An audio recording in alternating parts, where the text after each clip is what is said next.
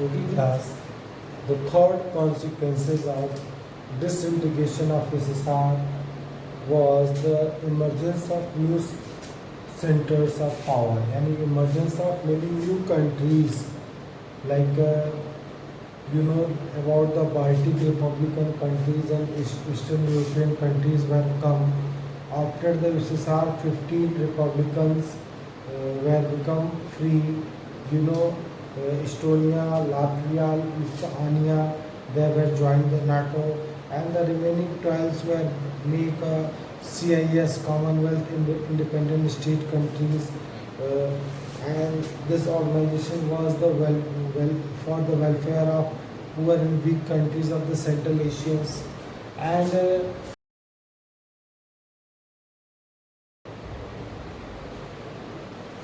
okay class, welcome all of you. I am Durgesh Kumar Pandey. I am taking your class and topic is the political science and end of biopolarity. The topic is end of biopolarity. You know class, after the Second World War, there was a two big powers all over the country, all over the world, US and USSR. And they both have a competition, okay, and last finally USSR was broken and Cold War was in, and the fall of Berlin Wall was the symbol of end of Cold War and disintegration of USSR. You know, your topic today I take cover the consequences of disintegration. After the disintegration of USSR, what was the condition come? Like first end of the Cold War confrontations. You know, after the end of Cold War, there was an ideological war between US and USSR was ended. Now it is proved the liberal democracy and capitalism was the best, and socialism and communism was buried and banned. Okay, so it is clear the liberal democracy and capitalism is the best idea, and now there is no another question, there is no another doubts about this. Okay, and the second consequences of disintegration of USSR is create a unipolar world. Means after the fall of USSR, and there was only one country is remaining as a superpower, which was USA, and it will also possible that some group of countries are come together as a new center of power like a European Union, ASEAN, Communist China. They were the new players. So after the disintegration of USSR, the world were looking a unipolar, and USA was the single superpower, and it will also possible to some group of country like European Union, ASEAN, Communist China was come in.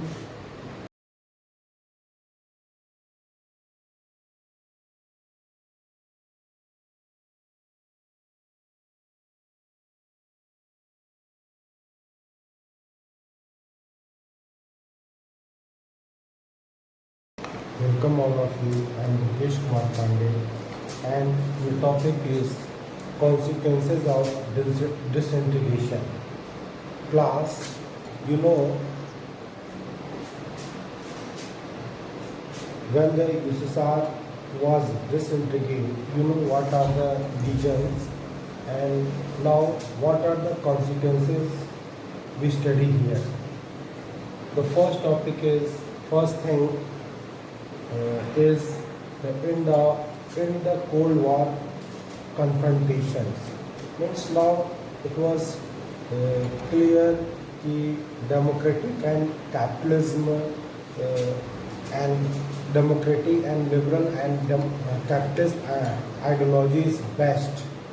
Uh, and there is no question, there is no competition between the two ideas. Okay. And the second, again I repeat, second, create a unipolar world. There was only one superpower, USA, was remaining after the collapse of USSR, and there are also some other groups of country like ASEAN, European Union. These groups of countries were also as a center of powers coming after the disintegration of USSR. And similarly, next thing is consequences of USSR is that emergence of many new countries like Baltic and Eastern European countries. After the disintegration of USSR, many new countries, 15 republicans were come from USSR, Estonia, Latvia, Lithuania. These are the Baltic republics countries and Western European countries. They will want to join NATO, and they join the Western blocs. And similarly, the countries which are coming from the Central Asia, they will take the advantage their central location. They may bear close contact with the Russia as well as with China, US, West and South Asian Eastern countries. So they take the advantage of their central location. So after the collapse of USSR, many new independent countries, 15 republican countries were come, and these countries choose their own path and as an independent nations. Most of the Baltic and Eastern European countries, they want to join Western Bloc, and Central Asian countries take their advantage of their position. Class, after the disintegration of USSR, 15 new republicans were come into exist in all over the world, and the nature of the government in these new republicans were different from each other. These Baltic and Eastern republicans, which were come in the contact of the West, they choose the path of liberal democracy and capitalism. And Russia and Belarus, Ukraine, these are also adopted the liberal democracy and capitalism. And other countries, they want also choose their government according to their need. Russia become a country, and they choose their own path. They elect their president. This president was raised their power with the for 10 years, and next after 10 years they establish their authority in the country, and executive is more powerful organ in their system. Students, I am going again to revise or summarize the things, how the USSR was disintegrated. The full form of USSR is Union of Soviet Socialist Republic, and it was a vast country during the Cold War era.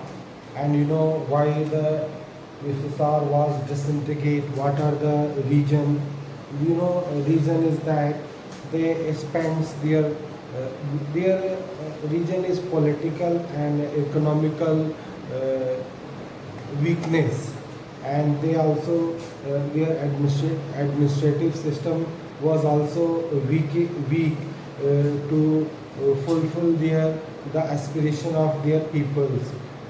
Now come one by one another topic. I am again revise like there was some political vision. The economy was under the control of state, and there was a tight control of Communist Party in all the institution of the Soviet Union. USSR की जितनी भी institutions थी, like a political and others, they were tightly controlled by the Communist Party, and they follow the idea of communism and socialism, and there was not private property was not allowed, and a system which was under the control of state, and the administrative system was very bureaucratic, means there was a ramp corruptions, and people's not feel freedom. They have a lack of democracy, they have lack of freedom of expression. Sometimes people express their circumstances with the jokes and cartoons, and people were not happy in this institution, and also the people of USSR hearing the advantage of West, what was the advantage of liberal democracy and capitalism, technology and the information revolution was taking places in different part of the world. So the people of USSR was were well known about the advantage of liberal democracy and capitalism. So they compare their system with the USA, and they feel that something is lacking in their system. So these economical, political and administrative regions are come the region for the disintegration of USSR. The USSR was not open their economy. If they open only for nominal, so their economy was not open, and that is why the stagnation start, the flow of growth was stopped, and so many other regions like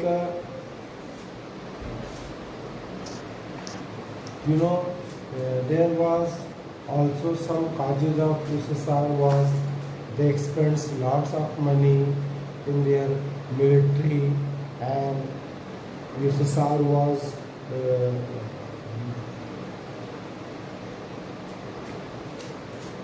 giving challenge to US military, so they spend lots of money in their navy, in their army, and they invest lot of money in the space research, and also they spend lots of money there into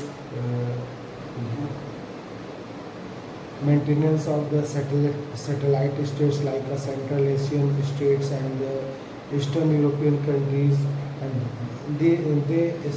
USSR was spends so much money, and they have also some operations like in 1979 he was sent their army in Afghanistan, and this was a very expensive mission, and when Mikhail Gorbachev was become the head of their country, so they start the reform. He was adopting two policies like perestroika and glasnost. You know what is perestroika means? Restructuring of USSR, their economy and their system. They want to restructure their institutions and they adopt the path of democracy. He was reduce the tension with the West and open their economy. The next is glasnost. Glasnost means openness, means they open their economy and Mikhail Gorbachev want to cooperate with the West and these things make some reform by the Mikhail Gorbachev, but the hardliners of the Communist Party were not like the reform of Mikhail Gorbachev. So hardliners was arrange a military coup against the Mikhail Gorbachev of their own party, and that time Boris Yeltsin was become a national hero to oppose this military coup because peoples were not accept to old style of their old government. Boris Yeltsin was become the national hero and he was organized the movements of people against the military coup and they successfully won the coming election in the Russia and he was become the first elected president of USSR and he was continue working for the development of Russia. He was make the system more democratic and he was trying to reduce the tension with others and they want choose the path of cooperation and development. You know, after this the peoples more peoples were not happy because in USSR nationalism was strong in the some section basically in the Eastern European countries and Balkans countries and they were organized freedom movement for the freedom and after the disintegration of USSR the Balkan and Eastern country become as independent countries. Okay class, you want finally in December 1991 the Russia, Belarus, Ukraine were decided to abolish the USSR and they were also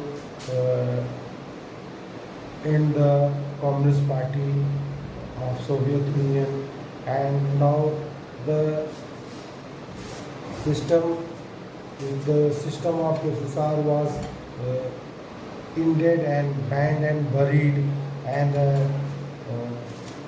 it was clear and so many Eastern and Balkan countries were got the independent and Central Asian countries were choose their own path to govern their country. Okay class, now again I revise the previous topics what is bipolarity. Means there was a two center of power, one is US and the second is USSR. US, you know, US is a center of power. They have so many alliances like Britain, France, and they also have a dominant in the American continent. And the second center of power was USSR, and their supportive countries and allies countries are Communist China, North Korea, North Vietnam, and Iraq, and so on. So these two center of power, they were known. The world is known as bipolar, and now the name of your chapter is End of Bipolarity. Means we study in this chapter how the USSR was collapsed, what are the reason, and after the collapse, what were the consequences. After the collapse of USSR, the world was changed. The working of UNO also changed now. During the Cold War era, UNO was not working properly because UNO was ignored during this time. So now there was some chances UNO work in the peace building mission, in their peace building mission in all over the world, and the world era are also changed. Now it is clear there was so many center of powers. USA is also clearly a superpower, but group of countries like European Union, ASEAN were become powerful, and so world order was changed, and class, I want to give small brief introduction of our history of USSR. We already studied the class 9th Russian Revolution, how the kingdom Russia and their ruler Tsar Nicholas II was replaced by the common after a revolution by Bolshevik party, and this Bolshevik party was headed by Lenin, and he was adopted the ideology of Karl Marx, the ideology of communism and socialism, and in the revolution in Russia, the Tsar Nicholas II was replaced, and Bolshevik party headed by Lenin was established the system in Russia, which are communism, and after the death of Lenin, Stalin was come into power, and he was known the Iron Man of USSR, and he was make the USSR very strong. He used so many measures like he was starting the collective farming, kolkhas. You are already studying in your previous classes, and he was made the economy totally state control, and in our country was also adopted the 5-year plan from the USSR, because USSR was the country was growth their economy by they were adopted the path of a 5-year plan, and the government was making the plan of economic development. So our India was also adopted this policy of plan development for the country, and so many things USSR give in the world. Our country also adopted helps in many fields. Class USSR and India was good friends in many issue on the Kashmir. USSR give help to our country, and if during the veto session in our Security Council, Russia and USSR give veto to our country if anyone is trying to raise the issue of our country, तो Russian USSR veto करके they help India, Bharat की वो India की help करते हैं USSR। Okay class,